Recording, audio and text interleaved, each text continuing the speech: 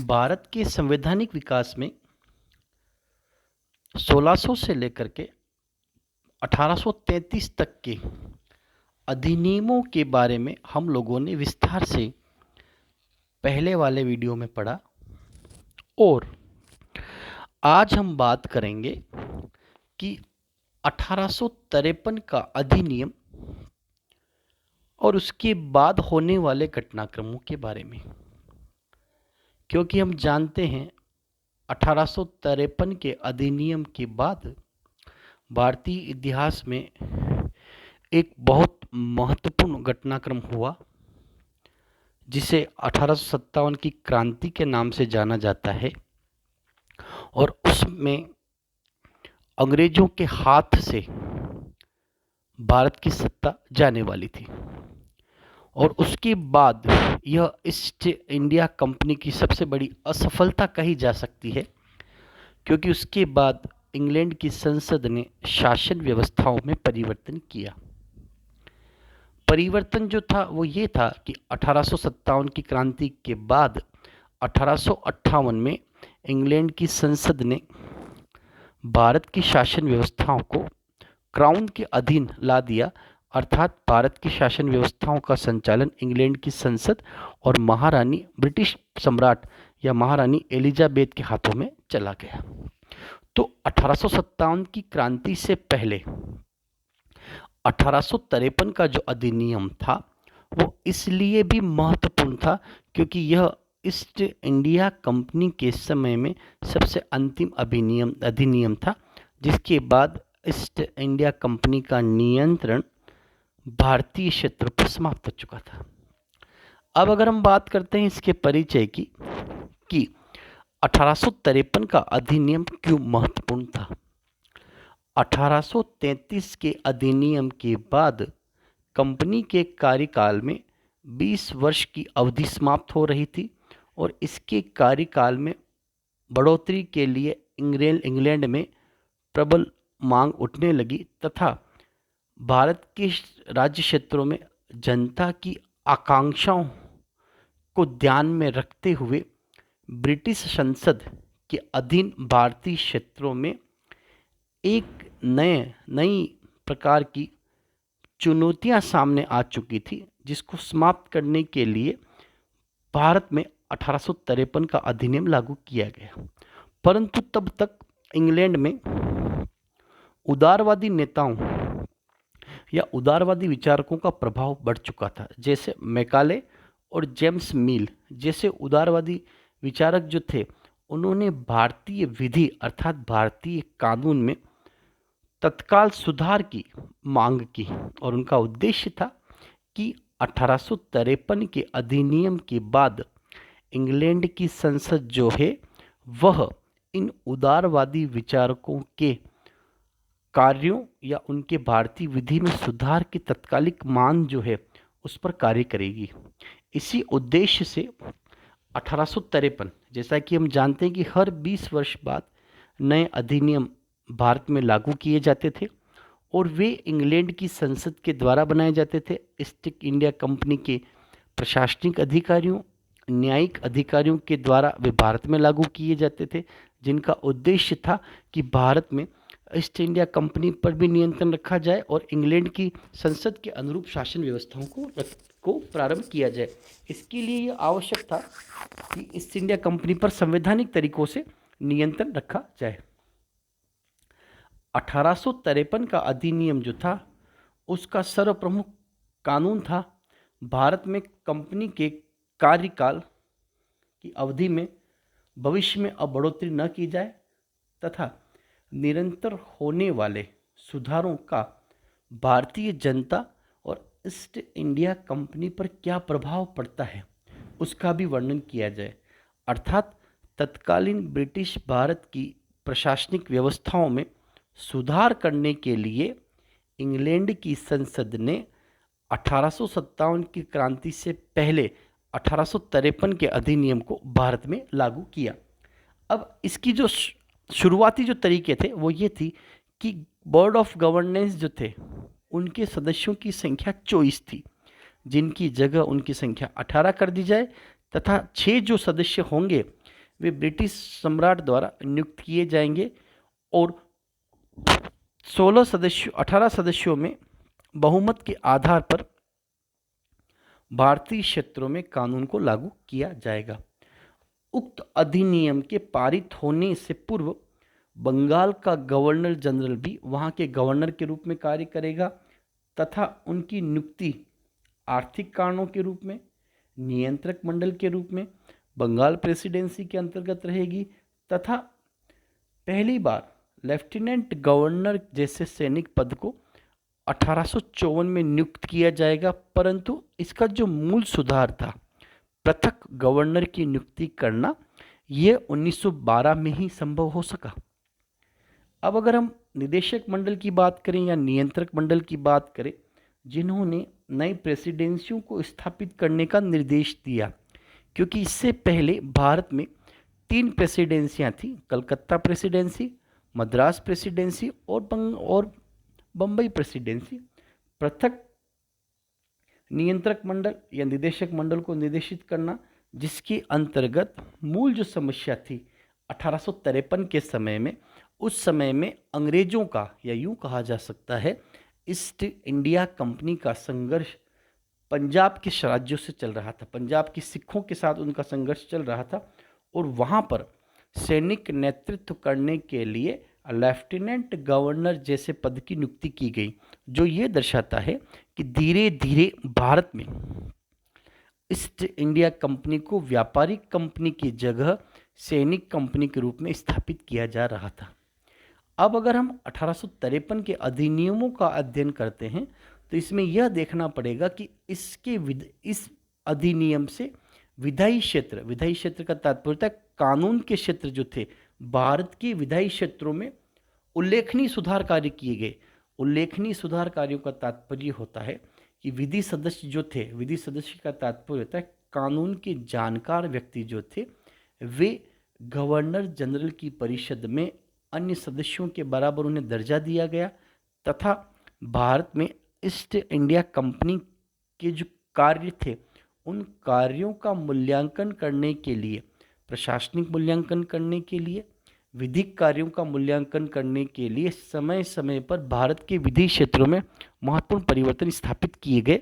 जो कि मूलभूत आवश्यकता थी भारतीय क्षेत्रों में किस तरीके से नए कानूनों को बनाया जाए और किस तरीके से नई व्यवस्थाओं को स्थापित किया जा सके। अब प्रदत्त शक्तियां जो थी, उनका उत्तम ढंग से प्रयोग करने के लिए परिषद का विस्तार किया जाए। विस्तार के साथ अधिनियमों के अंतर्गत विधायी पार्षद का उपबंध किया जाए। एक सदस्य लेफ्टिनेंट गवर्नर के द्वारा कलकत्ता के सुप्रीम कोर्ट में मुख्य न्यायमूर्ति बनाया जाए, अवर न्यायाधीश बनाया जाए, गवर्नर जनरल के द्वारा उनका चयन किया जाए तथा ऐसे 2 व्यक्तियों को कंपनी की सेवा में 10 वर्षों से कार्यरत रहे, उन्हें परिषद में सम्मिलित किए जाने की व्यवस्था की जाए। सामान्यतया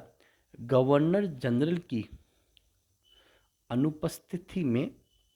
5 सदस्य अर्थात 4 साधारण और 1 सदस्य मिलकर के इस प्रकार के कार्यों को किया करते थे, परंतु धीरे धीरे इन व्यवस्थाओं को समाप्त किया गया, जिसका मुख्य कार्य था गणपूर्ति के लिए 7 सदस्यों की उपस्थिति आवश्यक रहेगी। उपर्युक्त विवेचन से यह स्पष्ट होता है कि 1853 का जो अधिनियम था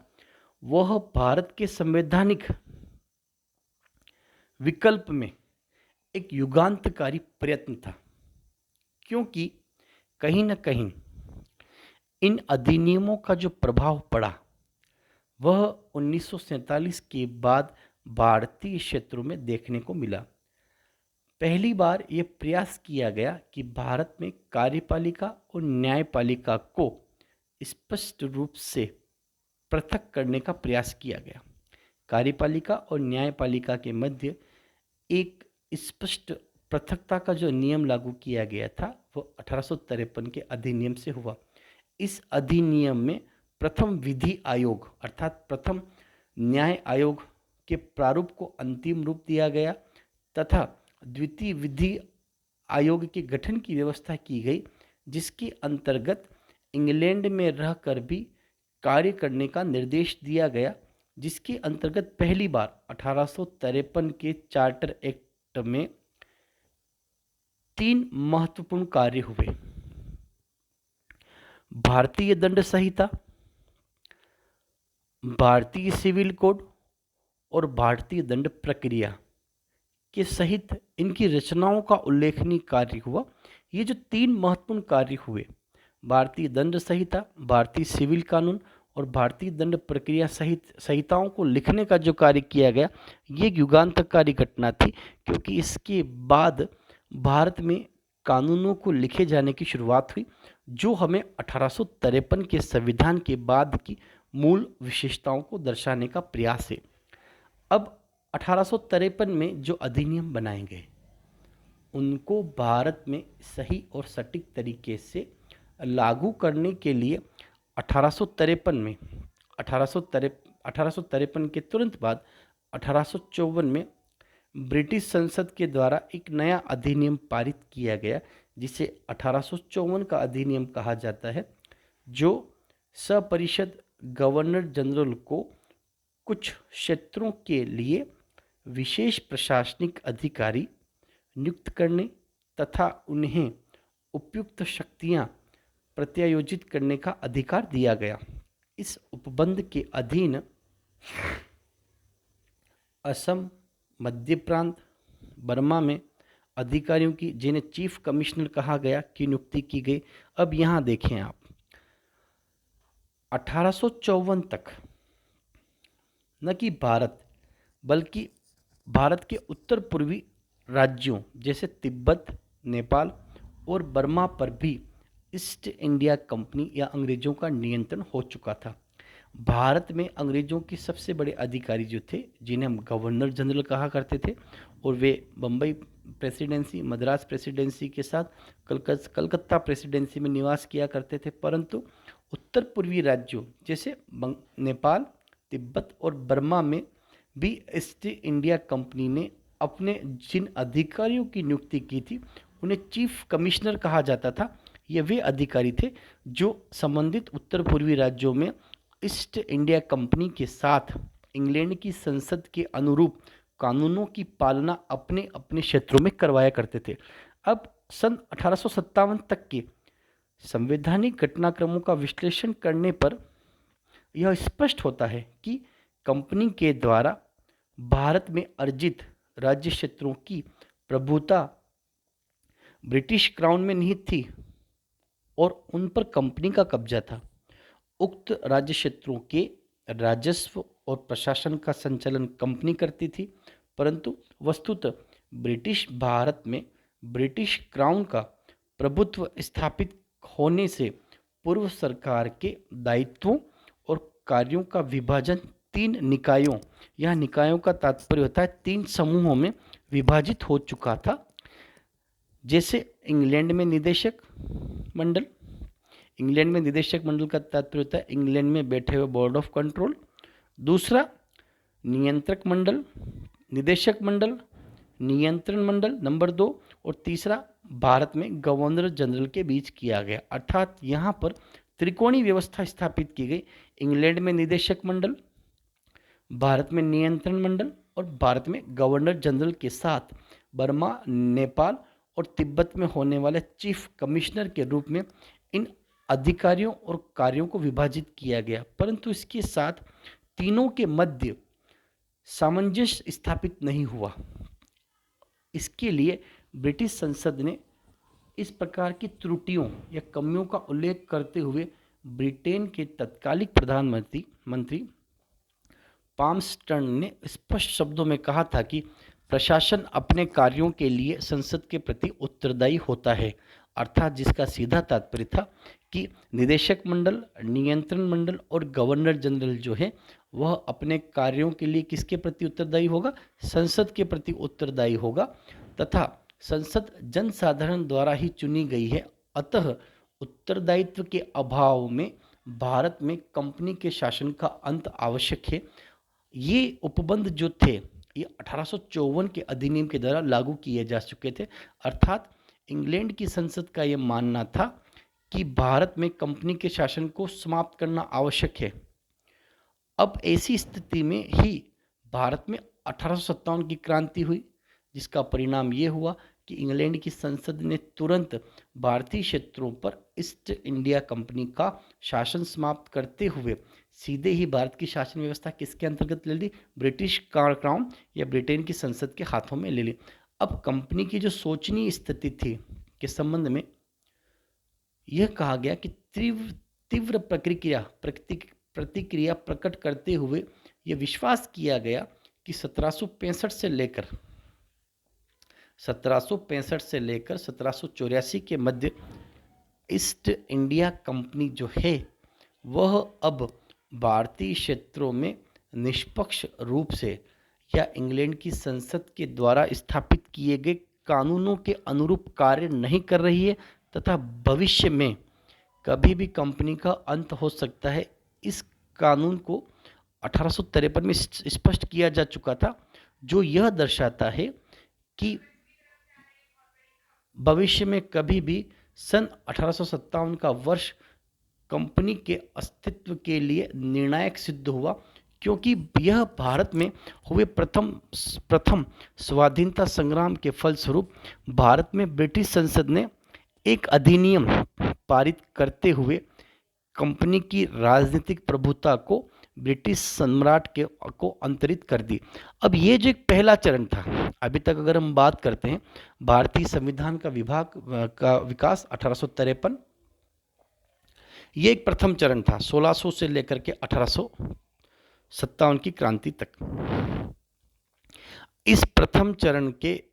का सबसे पहला जो कानून था वो 1612 में पारित किया गया और सबसे अंतिम जो कानून था वो 1853 में पारित किया गया। और 1853 तक स्थितियां ये बन चुकी थी, 250 वर्षों के बाद ये स्थितियां बन चुकी थी कि ईस्ट इंडिया कंपनी इंग्लैंड की संसद के अनुरूप भारतीय ब्रिटिश क्षेत्रों में शासन कार्य नहीं कर रही थी और समय समय पर हर 20 वर्षों में जो कानून भारतीय क्षेत्रों में लागू किए गए उनकी वजह से प्रशासनिक अव्यवस्था भारतीय क्षेत्रों में फैल रही थी तथा इंग्लैंड की संसद इस मौके की तलाश में थी कि किसी भी तरीके से कंपनी की राजनीतिक प्रभुसत्ता को किस तरीके से समाप्त किया जाए भारत में। और वह जो कार्य था कंपनी के अस्तित्व के लिए निर्णायक जो सिद्ध हुआ वो 1857 की क्रांति थी, क्योंकि ईस्ट इंडिया कंपनी के द्वारा दोषपूर्ण और अन्यायपूर्ण जो कार्य किया गया उसके विरोध में भारतीय जनता ने संगठित होकर के ईस्ट इंडिया कंपनी का विरोध प्रारंभ किया और वह विरोध जो था वह भारत में प्रथम स्वाधीनता संग्राम या स्वतंत्रता संग्राम के रूप में सामने आया। अब देखने की बात यह है कि भारत में संवैधानिक विकास जो हुआ उसका जो पहला चरण था जो पूर्ण रूप से ईस्ट इंडिया कंपनी के हाथों में था, परंतु ईस्ट इंडिया कंपनी अपने कार्यों में असफल रही, जिसका खामियाजा